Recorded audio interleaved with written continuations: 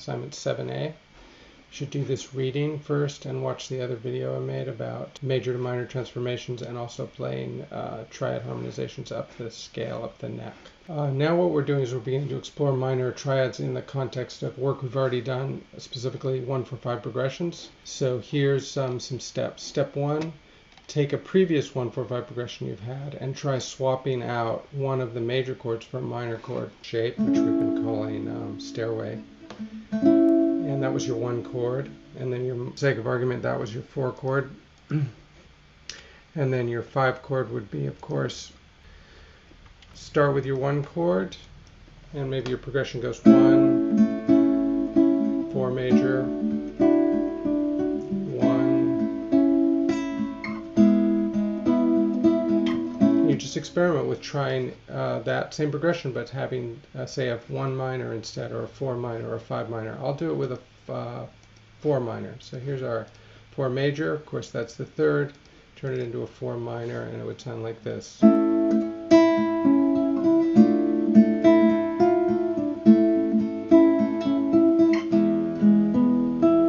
And so on. You just work your way through your existing 1-4-5 progression in that way to explore minor shapes. A variation of that would be to add a minor chord to a 1-4-5 progression, and not replacing any of the 1-4-5, but adding a chord like 6 minor or 2 minor or something like that into your progression. Experiment number 2 would be to write a new progression starting from a particular combination of major and minor qualities for the 1-4-5 triads that you have not previously worked with. So challenge yourself to do something new there. Some suggestions on how to do that. And then the next creative step is to write a melody or lyrics over your new progression, which now includes at least 1 minor chord.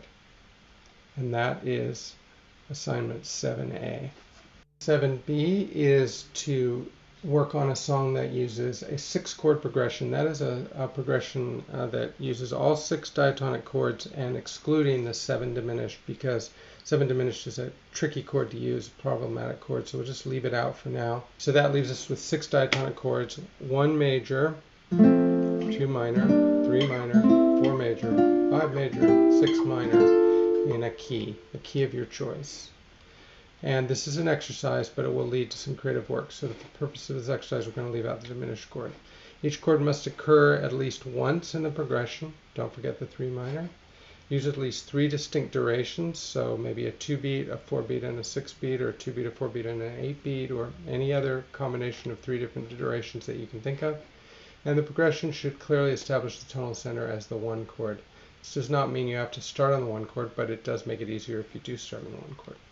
Here's a little sort of etude that exemplifies this. And remember, you can interpret how long each chord lasts. Just for brevity, I'm going to make each of these chords last for 4 beats.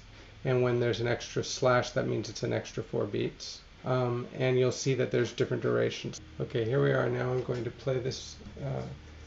Etude. Now you'll notice that there's a repeat here, but I'm going to just leave that out for brevity. So I'm going to do 4 beats on each of these chords, two measures there, 4 measures there. So I'm going to do this once and then go into that. By the way, I'm doing it in the key of A in case you want to play along. 1, 2, 3, 4.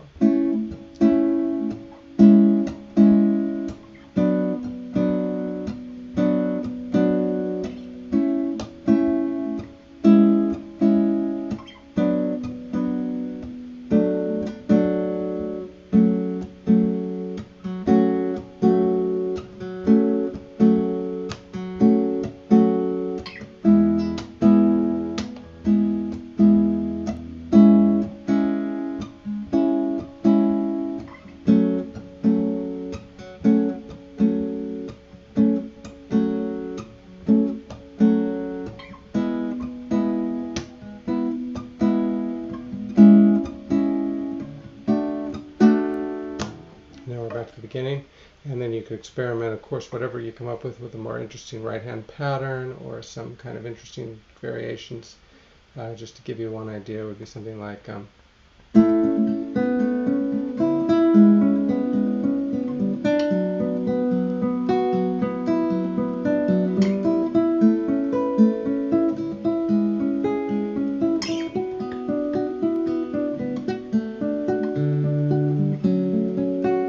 and so on.